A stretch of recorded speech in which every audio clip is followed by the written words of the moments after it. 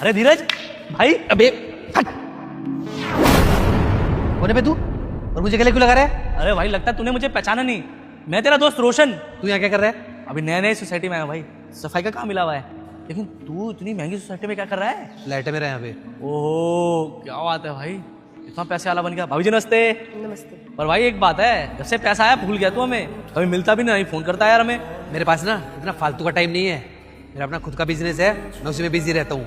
और तुम्हारे लिए फालतू टाइम निकालूंगा क्या मैं? हमेशा उल्टी बात है, हमेशा। कभी तो प्यार से बात कर लिया कर, भाभी इसका नेचर ही ऐसा है। पर भाई खुशी हुई है देखकर कि मेरे भाई ने इतनी तरक्की कर ली। पता है भाभी, हम ना जब छोटे थे तो एक ही बात करते थे कि बड़े होकर ना पैसे वाले बनेंगे। मुझे हमेशा इस बात का दुख था कि मैं जिंदगी में कमा नहीं पाया कुछ, पर आज अपने भाई को देख के बहुत खुशी हो रही है।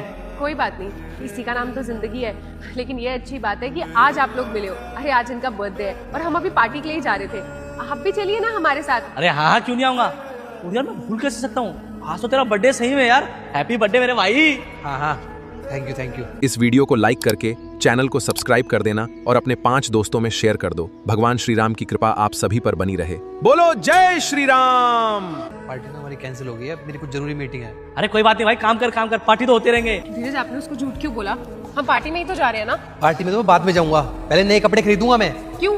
ये कपड़े भी तो नए हैं और इतने अच्छे तो लग रहे हैं। आपने अपने बर्थडे के लिए खरीदे थे। अच्छे तो हैं, लेकिन उसने हाथ लगा के ना गंदे कर दिए और स्मेल आ रही है इसमें से। अब क्या हो गया धीरज आपको? आप कैसी बातें कर रहे हैं? आपने एक तो उससे झूठ बोला कि आपके बर्थडे की कोई पार्टी नहीं है, और आपने उसको इतनी तेज धक्का भी मारा था। मुझे तभी बहुत बुरा लगा था। और मैं नहीं मान सकती, जिसके साथ आपने अपना पूरा बचपन बिताया है, जिसके साथ आप खेले कूदे, आप आज उसको पहचान नहीं रहे हैं। अरे हाँ हाँ, पहचान गया था मैं उसे। अरे यहाँ पे कोई सफाई वाला है और मैं यहाँ पे एक बिजनेसमैन। सर जी बहुत बड़ी गलती हो गई, वो मैंने आपके कपड़े गंदे कर दिए।